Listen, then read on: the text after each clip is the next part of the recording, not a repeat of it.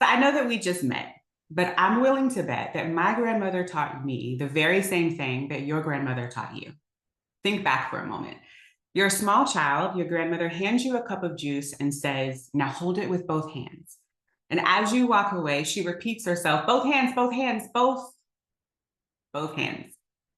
Now, as my siblings and I grew older, those loving instructions to hold things with both hands shifted its focus from cups of juice to people, practices, and relationships.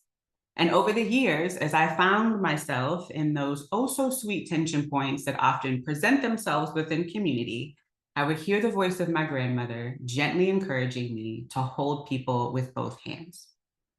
My name is Danielle Nicholson, and I'm here to talk about the value of organizational integrity in the nonprofit sector. Okay, so maybe it wasn't your grandmother who taught you the importance of holding things with both hands. Maybe it was a parent, a teacher, even an older sibling. Regardless, this is a lesson that universally we all learned. And perhaps over the years, and to some degree, this is also a lesson that we've universally forgotten. The nonprofit sector is filled with incredible organizations whose missions lean into creating things, disrupting things, preventing things. And far too often, these incredible missions are felt externally far more than they are internally. Consider your own journey in the nonprofit sector. I'm willing to bet that you chose the nonprofit life because you found an organization whose mission deeply resonated with you. And I'm also willing to bet it didn't take you very long to realize that nonprofits are operating with far fewer resources than our corporate friends. So what happened? This combination of love of mission and lack of organizational resources create natural opportunities for you to do more for less. You very quickly find yourself burnt out, mentally and physically exhausted. And when you bring this up to leadership, you're told either implicitly or explicitly, the work has to get done. The mission must be fulfilled. The funders have to be appeased. You cannot take PTO right now. There's way too much going on. This is life at a nonprofit. What exactly did you expect?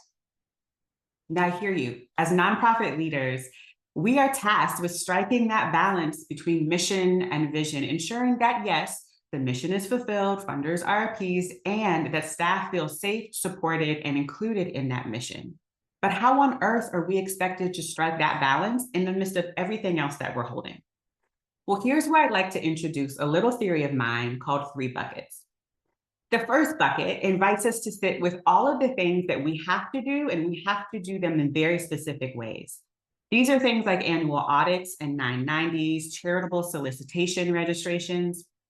By separating these things out from the other 2 buckets, we gain real clarity about where we have to be a little more rigid than we may like. Bucket 2. This is where we get to sit with things that, yes, we have to do, but we get to do them in ways that feel a little more integral to us. If we're an organization whose work focuses on mental wellness, what is our own practice as it relates to rest? Do we go beyond the standard EAP offerings to allow for culturally relevant therapeutic practices? And again, I know holding up a mirror to our organization and our own leadership is no small feat. But when approached correctly, we're gifted with the opportunity to very clearly define where we're getting things right and where we still have room to grow. Now, no offense to buckets 1 and 2, but bucket 3 is my personal favorite.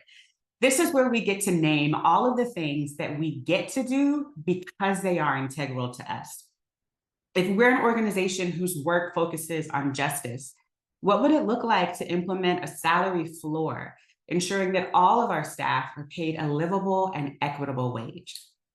And so I ask, how different might the nonprofit sector look and feel if we led with the voices of our grandmothers in mind? If we consistently and intentionally held our staff with both hands, and if they knew that we were doing so? Now, of course, this 3-bucket theory, it's not designed by any means to solve all of our problems, but it does move us further down a path where real change feels possible. And as nonprofit leaders, we know all too well how important that sense of hope is. Thank you.